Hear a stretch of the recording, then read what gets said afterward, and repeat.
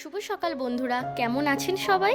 আমি শম্পা। আমার একটি ভিডিওতে আপনাদের সকলকে জানাই অনেক অনেক স্বাগতম। আজকে গাছগুলোতে বেশ সুন্দর ফুল ফুটেছে। কালকে রাতে বৃষ্টি হয়েছে বলে আজকে সকাল থেকেই ওয়েদারটা খুব সুন্দর, বেশ ঠান্ডা ঠান্ডা হাওয়া বইছে। এখন ছাদে চলে এসেছি, কিছু জামা কাপড় কেচেছিলাম সেগুলো রোদে মেলে দেওয়ার জন্য।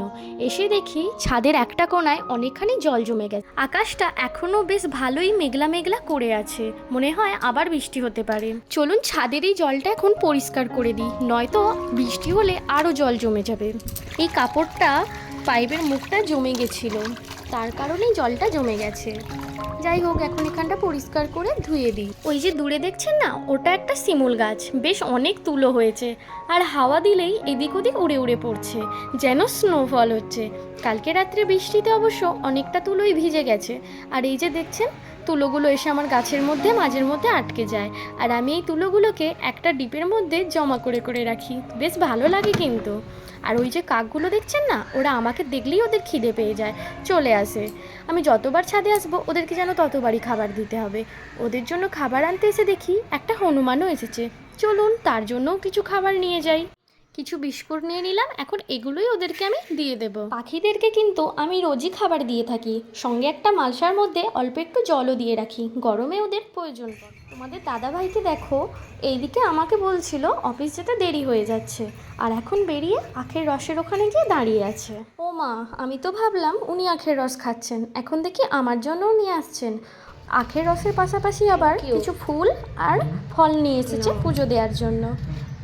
দেখি, তুলো করাচ্ছ, আমি ধরবো কি করে? তো কি, আমরা তো এখানে ভাড়া বাড়িতে থাকি, তার কারণে এখানে কোনো আলমারি নেই, আর জামা কাপড়গুলো এদিক ওদিক হয়ে পড়ে থাকে। তাই একটা অর্গানাইজার অর্ডার করেছিলাম, ওটা আজকে এসে পৌঁছে। এখন এই জামা কাপড়গুলো একটু সুন্দর করে গুছিয়ে রাখতে পারবো।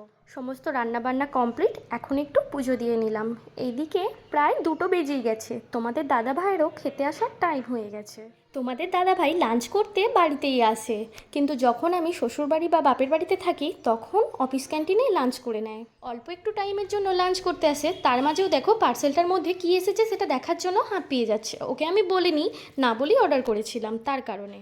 আজকে লাঞ্চের মেনুতে ছিল এঁচোড় চিংড়ি, কুমড়ো পুঁই শাক, একটু শসা কুচিয়ে নিয়েছিলাম, একটা লেবু আর ভাত। এই দিয়ে আমরা লাঞ্চটা সেরে নিই। চলুন আজকের ভিডিওটা এখানেই শেষ করছি। যদি ভালো লাগে ভিডিওটা অবশ্যই লাইক কমেন্ট শেয়ার করে দেবেন। আর দেখা হচ্ছে পরের অন্য কোনো ভিডিওতে, ততদিন সবাই খুব ভালো থাকবেন। টাটা।